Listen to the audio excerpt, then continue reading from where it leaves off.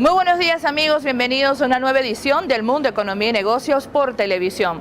Un espacio en el que le llevamos la economía y las finanzas a sus hogares. Aquí usted sabrá cómo los eventos nacionales e internacionales económicos influyen en su bolsillo y también en su vida cotidiana. Esta semana el vicepresidente del área económica, Rafael Ramírez, dio importantes anuncios en materia cambiaria. Nuestra compañera Yolanda Ojeda nos trae la siguiente entrevista.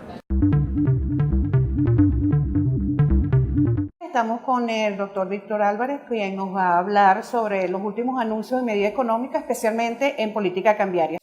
Bueno, para empezar creo que son medidas que empiezan a despejarnos las dudas, la incertidumbre que había en el mercado cambiario, pero que para que tengan un verdadero efecto tienen que ser complementadas con medidas de carácter fiscal y de medidas de carácter monetario que repercuten mucho sobre lo que va a ser el comportamiento del dólar, ¿no? Particularmente reducir el déficit fiscal como porcentaje del Producto Interno Bruto, particularmente sincerar la situación del mercado cambiario y sobre todo el precio al cual PDVSA va a vender las divisas.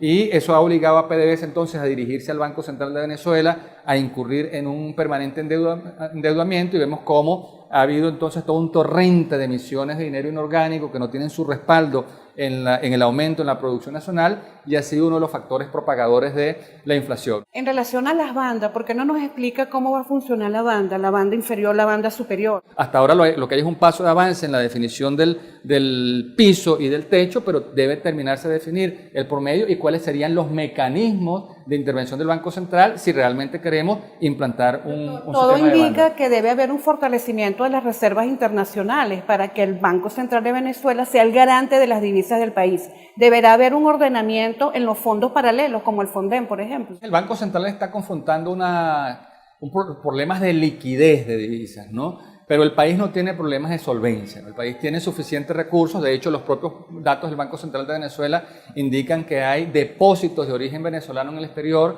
que alcanzan los 290.000 millones de dólares. Lo que pasa es que, bueno, están regados en distintos fondos. Entonces, por un lado tenemos Fonden, por otro lado están los recursos de Bancover, del fondo chino, etcétera, que cuando eso se concentra, se suma, son 130.000 millones de dólares. Centralizar todos estos fondos que están dispersos, que están regados en distintas cuentas, centralizarlos en el Banco Central para que se pueda hacer entonces un manejo inteligente de las posiciones que el país tiene en divisas. Y evitar entonces estas situaciones de liquidez que en el pasado llevaron a estos retrasos y causaron todas estas distorsiones que en alguna medida repercutieron en el desquicie que hubo en el mercado paralelo. ¿Qué podemos esperar en el tema de precio, el tema de inflación, que precisamente es lo que se quiere atacar cuando va a haber una variación de precio? Ya se anunció que de ese presupuesto de 42.000 millones de dólares, o sea, 31.000 van a seguir siendo asignados a la tasa de cambio de 6.30 para atender los requerimientos de importación de alimentos, de medicinas, de materias primas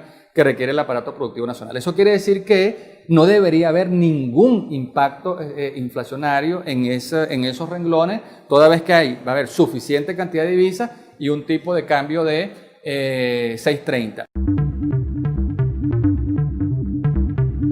El economista Víctor Silva asegura que el rumbo asumido en esta materia por el gobierno es el correcto. Sin embargo, considera que los anuncios están incompletos.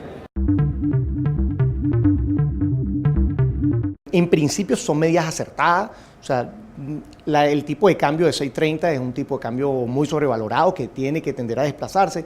Esto, si bien es una medida que va en ese camino, o sea, que algo se empieza a trasladar de 6.30 a 11 o a la tasa que finalmente quede el SICAD, es un buen paso. Sin embargo, el tema de los cupos de viajeros, electrónicos, remesa, es una parte muy pequeña, digamos, el efecto es marginal sobre el efecto que podría tener en la economía.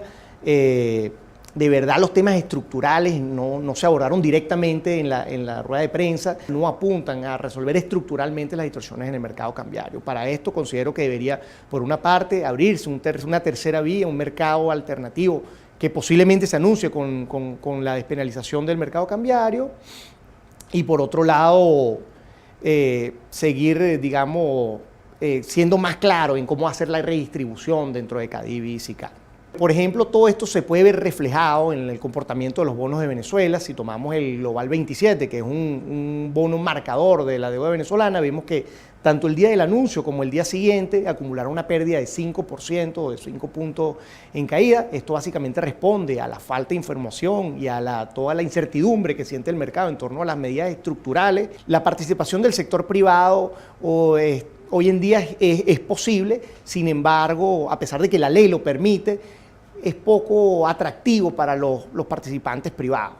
O sea, volvemos al tema de la distorsión cambiaria, con una brecha tan grande entre el mercado paralelo y la tasa oficial de 6.30 o de 11.30, como es la tasa del SICAD actual, prácticamente el incentivo es casi cero a que participen y vendan dólares a 11.30.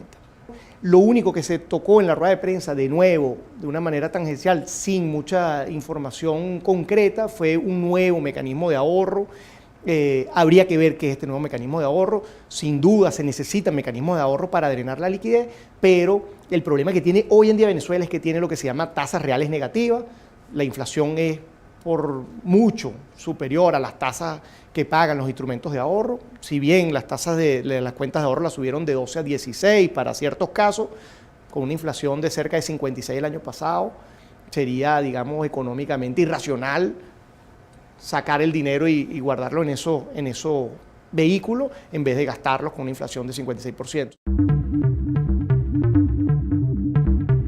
Mientras que para el economista Ángel García Banch, los recursos que hay disponibles este año no serán suficientes para poder atender la verdadera demanda en dólares. Además, señala que no ha habido anuncio de incentivos. Las autoridades hablaron de 200 millones de dólares por semana. Si las autoridades ya plantearon eso, es que lo más probable es que sea menos que eso, pero jamás más que eso. Una de las razones fundamentales es que la demanda, tanto de bienes y servicios como la demanda de divisas, se ha desbordado. Entonces, es poco probable que vía SICAD se incremente la oferta de divisas. Jamás va a incrementarse la oferta de divisas en el año 2014 con respecto al 2013. Más bien lo que va a haber es una contracción. Si en el año 2012, que es la última cifra que tenemos disponible, Cadivi autorizó 33.000 millones, pero BCB liquidó 31.000 y en efecto se entregaron 31.000 millones de dólares, uno lo que debería esperar es que este año entreguen 27 a 26.000 millones de dólares, 11.000 probablemente por el SICAD y 15.000 por lo que anteriormente se llamaba Cadivi y que hoy se le cambiará el nombre a Centro de Comercio Exterior que las autoridades han formado.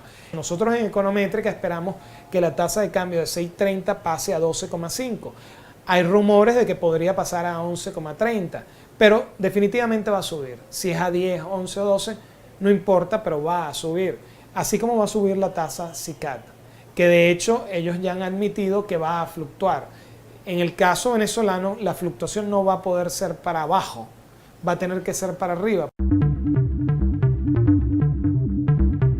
Hacemos una pausa y ya venimos con más análisis de la realidad económica venezolana.